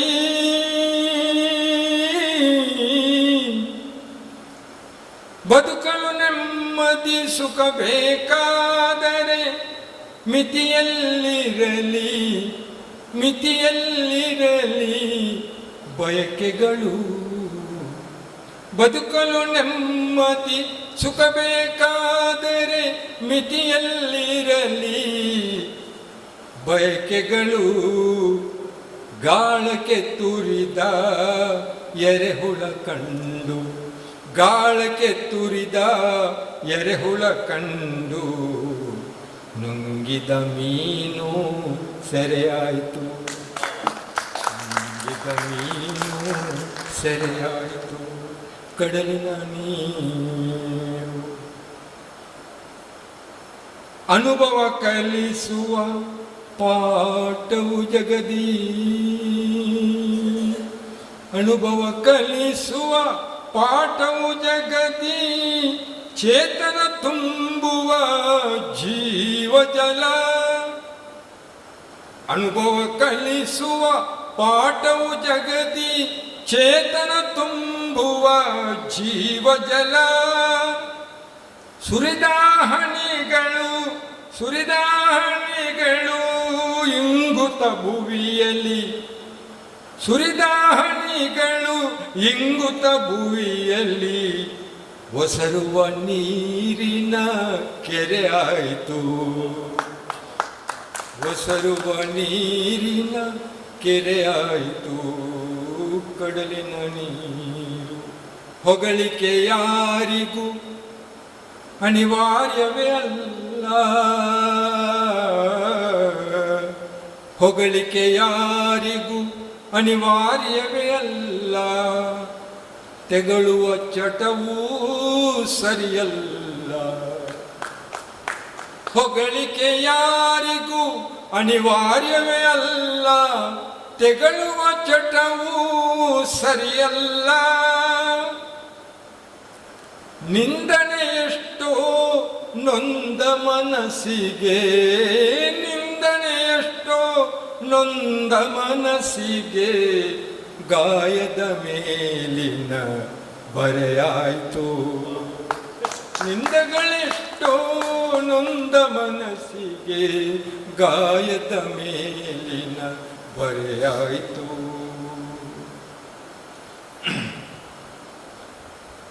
ಆಡಲು ತರ ಆಟಗಳುಂಟು, ಆಡಲು ತರ ಆಟಗಳುಂಟು, ಆಡಲು ತರ ಆಟಗಳುಂಟು. ಆಡುತ್ತಲಿರಿ ನೀವು ಕಲದಲ್ಲಿ, ಆಡಲು ತರ ಆಟಗಳುಂಟು, ಆಡಿರಿ ನೀವು ಕಲದಲ್ಲಿ. ಭಾವಗಳೊಂದಿಗೆ ಆಡುತ್ತಾಡುತ್ತಾ, ಭಾವಗಳೊಂದಿಗೆ ಆಡುತ್ತಾಡುತ್ತಾ, ಬದುಕೇ ಬಾರದ ಹೊರೆಯಾಯಿತು, ಬದುಕೇ ಬಾರದ ಹೊರೆಯಾಯಿತು, ಬದುಕೇ ಬಾರದ ಹೊರೆಯಾಯಿತು. ತಾಳ್ಮೆಯಿಂದ ಕೇಳಿದ ನಿಮಗೆಲ್ಲರಿಗೂ ಧನ್ಯವಾದವನ್ನು ಸತ್ಪಡಿಸುವ ನಾನು ನನ್ನ ಕಾರ್ಯಕ್ರಮವನ್ನು ಕೊನೆಗೊಳಿಸುತ್ತೇನೆ. ಈಗ ಶ್ರೀಯುತ ಮಾರುತಿದಾಸನವರು ಕವಿತೆ ಬಗ್ಗೆ ಮಾತಾಡಬೇಕು ಕೇಳಿಕೊಡುತ್ತಿದ್ದೇನೆ. ವೇದಿಕೆಯ ಮೇಲೆ ಇದೀಗ ಮಾನವ ಅಂತಃಕರಣದ ಕುರಿತು ನಮ್ಮೆಲ್ಲರನ್ನ ರಸ ಕಡಲಿನಲ್ಲಿ ತೇಲಿಸಿದಂಥ ಈ ಕಾರ್ಯಕ್ರಮದ ಅಧ್ಯಕ್ಷರೇ ಹಾಗೂ ನನ್ನ ಕವಿ ಬಳಗವೇ ಹಾಗೂ ಸ್ನೇಹಿತರೆ, ಕವಿತೆಯ ಬಗ್ಗೆ ಮಾತನಾಡುವಷ್ಟು ದೊಡ್ಡವನು ಖಂಡಿತವಾಗಿಯೂ ನಾನಲ್ಲ. ಅದು ನಮ್ಮ ಬಡ್ಡೂರ್ ಸರ್ ಅವರ ಮಾತುಗಳನ್ನು, ಕವಿತೆಗಳನ್ನು ಕೇಳಿದ ಮೇಲೆ ಮತ್ತು ನಮ್ಮ ಸಹ ಕವಿಗಳ ಕವಿತೆಗಳನ್ನು ಕೇಳಿದ ಮೇಲೆ ನನಗೆ ಒಂದೆರಡು ಮಾತನ್ನು ಇಲ್ಲಿ ನನಗೆ ಈ ಕೂಡಲೇ ಅನಿಸಿರುವ ಮಾತುಗಳನ್ನು ಹೇಳಬೇಕು ಅಂತ ಅನ್ನಿಸ್ತಾ ಇದೆ. ನಾನು ನವೀನ್ ಅವರನ್ನು ಇವತ್ತು ಮುಖತಃ ಭೇಟಿಯಾಗಿದ್ದು, ಆದರೆ ನಾವು ಹಳೆಯ ಕಾಲದ ಗೆಳೆಯರು. ಅವರು ಕವಿಗಳಲ್ಲದ ಧ್ವನಿಗಳು ಅಂತ ಒಂದು ವಾಟ್ಸಪ್ ಗ್ರೂಪ್ ಕ್ರಿಯೇಟ್ ಮಾಡಿದ್ರು. ಅದರಲ್ಲಿ ನಾವೆಲ್ಲರೂ ಕೂಡ ಇದ್ವಿ. ಆವಾಗ ನಾವು ಕವಿಗಳಾಗಿರಲಿಲ್ಲ. ಆ ಗ್ರೂಪ್ ನಮ್ಮನ್ನು ಸ್ವಲ್ಪ ಸ್ವಲ್ಪ ಮುನ್ನಡೆಸಿ ಕವಿಗಳನ್ನಾಗಿಸ್ತು. ಆಮೇಲೆ ನವೀನ್ ಅವರು ಈ ಪೊಯಿಟಿಕಾ ಜುಗಲ್ಬಂದಿ ಅಂತ ಒಂದು ಗ್ರೂಪನ್ನು ಕ್ರಿಯೇಟ್ ಮಾಡಿದ್ರು. ಅದರಲ್ಲೂ ನಾನಿದ್ದೆ. ಆಶ್ಚರ್ಯ ಅಂತಂದರೆ, ನನಗೆ ನಮ್ಮ ವೃತ್ತಿ ಕಾರಣವಾಗಿ ನಾನು ಅದರಲ್ಲಿ ಜಾಸ್ತಿ ತೊಡಗಿಸ್ಕೊಳ್ಳೋದಕ್ಕಾಗಲಿಲ್ಲ. ಆದರೆ ನೋಡ್ತಾ ಇರ್ತೀನಿ. ನಾನು ಯಾಕೆ ಈ ಮಾತನ್ನು ಹೇಳ್ತಾ ಇದ್ದೀನಿ ಅಂತಂದರೆ, ಕವಿಗಳಲ್ಲದವರು ಜುಗಲ್ಬಂದಿ ಕವಿತೆಯಲ್ಲಿ ಮಾಡೋವಷ್ಟರ ಮಟ್ಟಕ್ಕೆ ಅವರು ನಮ್ಮನ್ನು ಒಂದು ಅರ್ಥದಲ್ಲಿ ಬೆಳೆಸಿದರು. ಬಹಳ ದೊಡ್ಡ ಕವಿಗಳು ಕವಿತೆಯ ಬಗ್ಗೆ ಏನೆಲ್ಲ ಹೇಳ್ತಾರೆ, ಈ ಕಾರ್ಯಕ್ರಮವನ್ನು ನೋಡಿ ನನಗೆ ಹಾಗೆ ಅನ್ನಿಸ್ತು. ಹೇಳಿದರೆ ಹಾಳಾಗುವುದು ಈ ಅನುಭವದ ಸವಿಯು, ಹೇಳದಿರೆ ತಾಳಲಾರನೋ ಕವಿಯು. ಹೇಳೋದಕ್ಕೂ ಬರಲ್ಲ, ಯಾಕೆಂದರೆ ಹೇಳಿದರೆ ಆ ಅನುಭವದ ಸವಿನೇ ಹೋಗ್ಬಿಡ್ತದೆ. ಹೇಳದೇ ಇದ್ದರೆ ತಾಳಿಕೊಳ್ಳೋದಕ್ಕೆ ಆಗೋದಿಲ್ಲ. ಅಂಥ ಒಂದು ಮನಸ್ಥಿತಿಯಲ್ಲಿ ನಾನು ಇವತ್ತಿದ್ದೇನೆ. ನಾನು ಅಖಿಲ ಭಾರತ ಕನ್ನಡ ಸಾಹಿತ್ಯ ಸಮ್ಮೇಳನಗಳಲ್ಲೂ ಕೂಡ ಹೋಗಿ ಕವಿತೆ ವಾಚನ ಮಾಡಿದ್ದೇನೆ. ಬೇಕಾದಷ್ಟು ಕವಿಗೋಷ್ಠಿಗಳನ್ನು ನಾನು ಅಟೆಂಡ್ ಮಾಡಿದ್ದೇನೆ. ನಾನು ಮತ್ತು ರಮ್ಯಾ ಅವರು ಮಾತಾಡ್ಕೊಳ್ತಾ ಇದ್ವಿ. ನಮ್ಮ ಕವಿಗೋಷ್ಠಿಗಳು ಹೇಗಿರ್ತವೆ ಅಂತಂದರೆ, ಒಬ್ಬರು ಅಧ್ಯಕ್ಷರಿರ್ತಾರೆ ಸೀರಿಯಸ್ ಆಗಿ, ಆಮೇಲೆ ಕವಿಗಳು ತುಂಬ ಸೀರಿಯಸ್ ಆಗಿ ಕೂತಿರ್ತಾರೆ, ಆ ಕವಿತೆಗಳನ್ನು ಓದ್ತಾರೆ, ಆಮೇಲೆ ಅಧ್ಯಕ್ಷರು ಅದರ ಬಗ್ಗೆ ಟಿಪ್ಪಣಿ ಮಾಡ್ತಾರೆ. ಅಷ್ಟೇ. ಕೇಳುಗರು ಇರೋದೇ ಇಲ್ಲ, ಅಂದರೆ ತುಂಬ ಕಡಿಮೆ ಇರ್ತಾರೆ. ಯಾವಾಗ ನಾನು ಇದಕ್ಕಿಂತ ಮುಂಚೆ ಕೊಂಕಣಿ ಕವಿಗೋಷ್ಠಿಯನ್ನು ನೋಡಿದ್ನೋ, ನನಗೆ ನಿಜಕ್ಕೂ ಆಶ್ಚರ್ಯ ಆಯಿತು. ಎಂಥ ಉತ್ಸಾಹ ಅವ್ರದ್ದು! ವಾ ವಾ ಅನ್ನೋದೇನು, ಅಧ್ಯಕ್ಷರು ಇಲ್ಲಿ ಮತ್ತು ಪ್ರತಿಯೊಂದಕ್ಕೂ ಆ ಟಿಪ್ಪಣಿ ಕೊಡೋದೇನು ಅದನ್ನೆಲ್ಲ ನೋಡಿ ನಮಗೂ ಒಂಥರ ಚಾರ್ಜ್ ಮಾಡಿದಂಗೆ ಆಯಿತು. ಎಂಥ ಅದ್ಭುತವಾಗಿದೆ ಈ ಕವಿಗೋಷ್ಠಿ, ನಮ್ದು ಯಾಕೆ ಹಿಂಗೆ ಆಗಲ್ಲ ಅಂತ ನಾವು ಮಾತಾಡ್ಕೊಳ್ತಾ ಇದ್ವಿ. ಅದೃಷ್ಟವಶಾತ್ ನಮ್ಮದು ಕೂಡ ಒಂದು ಅರ್ಥದಲ್ಲಿ ಹಾಗೆ ಆಯಿತು. ಅದಕ್ಕೆ ಕಾರಣೀಭೂತರಾದವರು ನಮ್ಮ ನವೀನ್ ಸರ್ ಮತ್ತು ನಮ್ಮ ಬಡ್ಡೂರ್ ಸರ್. ಏನು ಹಿಂದೆಲ್ಲ ಪಂಪನಿಗೆ, ರನ್ನನಿಗೆ ಅಂಥ ಕವಿಗಳಿಗೆಲ್ಲ ಚಕ್ರವರ್ತಿಗಳು, ಸಾಮ್ರಾಟರು ಕವಿ ಚಕ್ರವರ್ತಿ ಬಿರುದೆಲ್ಲ ಕೊಡ್ತಿದ್ರಂತೆ. ಇವತ್ತು ನವೀನ್ ಅವರು ನಮ್ಮನ್ನು ಅಲ್ಲಿಂದ ಬ್ಯಾಂಡ್ ಸೆಟ್ ಜೊತೆಗೆ ಕರ್ಕೊಂಡು ಬಂದು ಏನು ಮಾಡಿದ್ರು ಅಂದರೆ ಆ ಕವಿ ಚಕ್ರವರ್ತಿ ಬಿರುದೇ ನಮಗೆ ಬೇಡ, ಅದಕ್ಕಿಂತ ದೊಡ್ಡ ಸನ್ಮಾನವನ್ನು ಇವತ್ತು ಈ ವೇದಿಕೆ ನವೀನ್ ಅವರ ನೇತೃತ್ವದಲ್ಲಿ ಮಾಡಿದೆ ಅಂತ ಹೇಳ್ತಾ ನಮಗೆ ನಿಜಕ್ಕೂ ಇಲ್ಲಿ ನೆರೆದ ನಾವು ಕನ್ನಡ ಕವಿಗಳಿಗೆ ಒಂದು ಸ್ಫೂರ್ತಿಯನ್ನು, ಒಂದು ಸಂತೋಷವನ್ನು, ಒಂದು ಗೌರವವನ್ನು, ಕವಿತೆಗೆ ಒಂದು ಘನತೆಯನ್ನು ಅವರು ಮತ್ತು ನಮ್ಮ ಬಡ್ಡೂರ್ ಸರ್ ಅವರು ನೀಡಿದ್ದಾರೆ. ಹಾಗಾಗಿ ನಮ್ಮ ಈ ಕನ್ನಡ ಕವಿಗಳೆಲ್ಲರ ಪರವಾಗಿ ಬಡ್ಡೂರ್ ಸರ್ಗೆ ಮತ್ತು ವಿಶೇಷವಾಗಿ ನವೀನ್ ಅವರಿಗೆ, ಅವರು ನಮ್ಮ ಸಾಮ್ರಾಟರು. ಇವತ್ತು ನಮಗೆ ಕವಿಚಕ್ರವರ್ತಿ ಬಿರುದನ್ನು ನೀಡಿದ ಸಾಮ್ರಾಟರವರು, ಅವರಿಗೆ ನಾನು ಹೃತ್ಪೂರ್ವಕವಾದ ಧನ್ಯವಾದಗಳನ್ನು ಹೇಳ್ತಾ ನನ್ನ 2 ಮಾತುಗಳನ್ನು ಮುಗಿಸ್ತಾ ಇದ್ದೇನೆ. ನಮಸ್ಕಾರ. ಧನ್ಯವಾದಗಳು ಸರ್. ತಿಂಗಳ ಬೆಳಕು ಭುವನವನ್ನು ಅಪ್ಪುವ ಈ ಮೋಹಕ ವಾತಾವರಣದಲ್ಲಿ ಎಲ್ಲರ ಮನರಂಜಿಸಿದ ಕವಿಗಳನ್ನು, ಕವಿಗೋಷ್ಠಿಗೆ ಹಾಜರಾದ ತಮಗೆಲ್ಲರನ್ನು ವಂದನೆ ಸಲ್ಲಿಸಲು ಬರುತ್ತಿದ್ದಾರೆ ಸುರತ್ಕ ಯುವ ಸಂಘದ ಕಾರ್ಯದರ್ಶಿ ಕುಮಾರಿ ಮರಿಯಾಡಿಸಿ. ಇಂದಿನ ಕವಿಗೋಷ್ಠಿಗಳಲ್ಲಿ ಹತ್ತಿರದ ಹಾಗೂ ದೂರದ ಊರುಗಳಿಂದ ಕವಿತೆಯ ಮೇಲಿನ ಪ್ರೀತಿಯಿಂದ ಆಗಮಿಸಿ ಕವಿಗೋಷ್ಠಿಯಲ್ಲಿ ಭಾಗವಹಿಸಿದ ಎಲ್ಲ ಕವಿಗಳಿಗೆ ಧನ್ಯವಾದಗಳು. ನಮ್ಮ ಚರ್ಚ್ನ ಧರ್ಮಗುರುಗಳಾದ ಅತಿ ವಂದನೀಯ ಫಾದರ್ ಆಸ್ಟಿನ್ ಪೀಟರ್ ಪೆರೆಸ್ ಹಾಗೂ ವಂದನೀಯ ಫಾದರ್ ರಿಚರ್ಡ್ ಡಿಸೋಜಾ, ನಿಮ್ಮ ಅನುಪಸ್ಥಿತಿಯಲ್ಲಿ ನಿಮಗೆ ಧನ್ಯವಾದಗಳನ್ನು ಕೋರುತ್ತೇನೆ. ಕವಿಗೋಷ್ಠಿಯ ಖರ್ಚಿನ ಹೊಣೆ ಹೊತ್ತ ಎಲ್ಲ ಪೋಷಕರಿಗೆ ಧನ್ಯವಾದ ಕೋರುತ್ತೇನೆ. ಪೋಷಕರಿಗೆ ಪೋಯಿಟಿಕ ವತಿಯಿಂದ ಆಸ್ಟಿನ್ ಪ್ರಭು ಚಿಕಾಗೋರವರು ಕೊಡುವ ನೆನಪಿನ ಕಾಣಿಕೆಯನ್ನು ಪ್ರಮುಖ ಪೋಷಕರಾದ ICYM ಪರವಾಗಿ ಅದರ ಅಧ್ಯಕ್ಷರಾದ ಜಾಯ್ವಿನ್ ಡಿಸೋಜರವರು, ಮಾಜಿ ಮೇಯರ್ ಬಶೀರ್ ಬೈಕಂಪಾಡಿರವರಿಂದ ಸ್ವೀಕರಿಸಬೇಕಾಗಿ ಕೇಳಿ.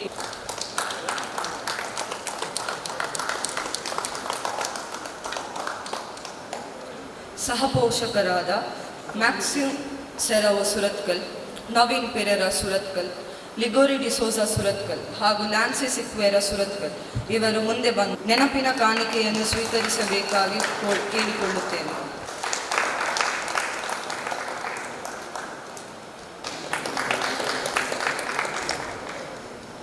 ದಿನ ಮುಖ್ಯ ಅತಿಥಿಗಳಾದ mister Gilbert MN D'Souza, mister Ligori D'Souza, mister Nancy Sequeira, Joyvin D'Souza, Robert D'Souza Surathkal, ವಾದಲೂಪ್ ಡಯಸ್ ಗೋವಾ, ರೇಮನ್ ಬಿಕುನ ತಾಕೋಡೆ, ನವೀನ್ ಪೆರೇರಾ, ಮಿಸ್ಟರ್ ಮಚ್ಚಾ ಮಿಲಾರ್, ICYM ಅಧ್ಯಕ್ಷರಾದ ಜಾಯ್ವಿನ್ ಡಿಸೋಜಾ ಹಾಗೂ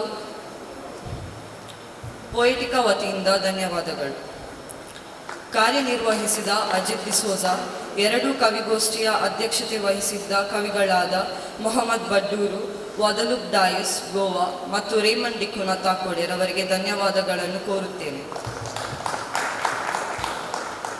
ಕೊಂಕಣಿ ಕವಿಗೋಷ್ಠಿಯಲ್ಲಿ ಪ್ರತಿ ತಿಂಗಳು ಅತ್ಯುತ್ತಮ ಕವಿತೆಗೆ ಬಹುಮಾನ ಕೊಡುವ Christopher Roshan Lobo, Crisben music ರವರಿಗೆ ಧನ್ಯವಾದಗಳು.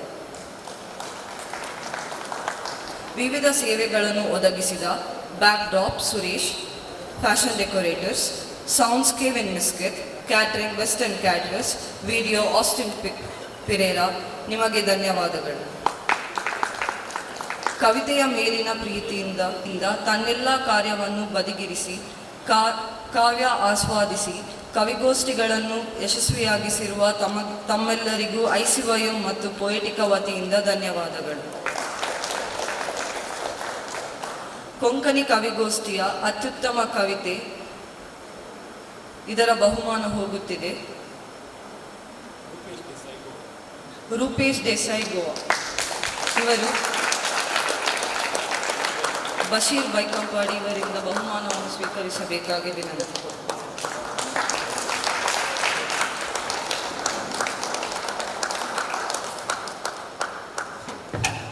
ಎಲ್ಲರಿಗೂ ಧನ್ಯವಾದಗಳು. ಕವಿಗೋಷ್ಠಿಗೆ ಬಂದು ಹರಸಿದ ತಮ್ಮೆಲ್ಲರಿಗೂ ಧನ್ಯವಾದಗಳು.